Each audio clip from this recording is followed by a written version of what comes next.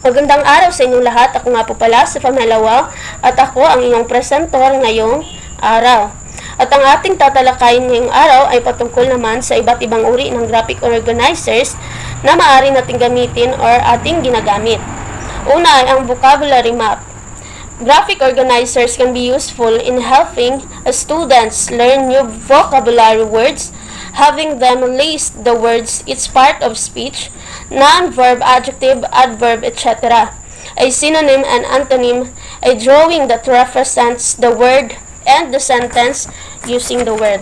Halimbawa ay una, pipili tayo ng isang salita.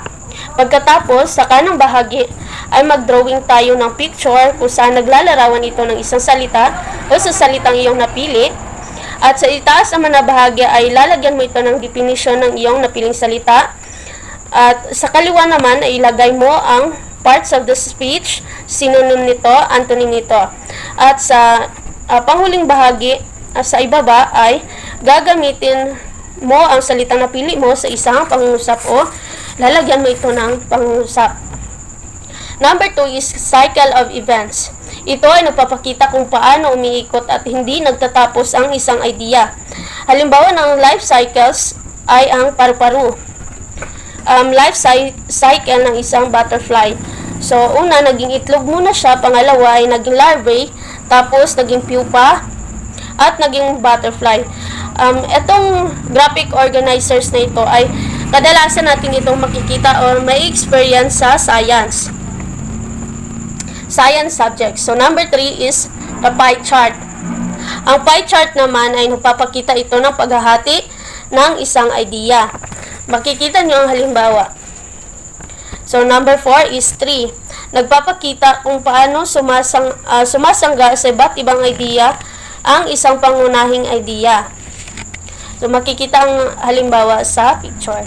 So, number 5 is flowchart.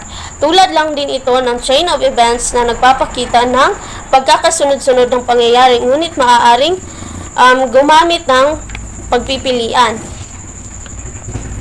Number 6 is semantic feature analysis chart.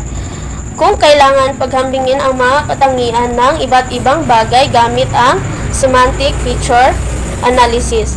Ang halimbawa ito ay paghahambingin ng pag-aalagang kailangan ang mga hayop. 7 is continuum timeline. Hanggang paksa ay may tiyak na simula at wakas at may pangyayari sa gitna nito. Number 8 is chain of events. Ginagamit upang ipakita sa isang linear na pagkakasunod-sunod na pangyayari, una, pangalawa at ang ikatlo, at ang wakas o ang panghuli. Number 9 is fishbone. Tulad pa rin ng Stargo, pinapapakita ito ng mga ideyang kaugnay ng isang sentral o pangunahing idea na mas lumalim na sa isa pang level. Pang-10 is Venn diagram.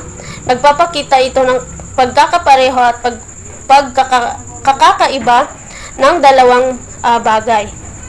11 is spider. Tulad ng Stargo, ngunit nadadagdagan pa ng isa pang level, halimbawa patungkol sa mga katangian ng isang mabuting Pilipino at pagbibigay halimbawa kung paano ito nakikita.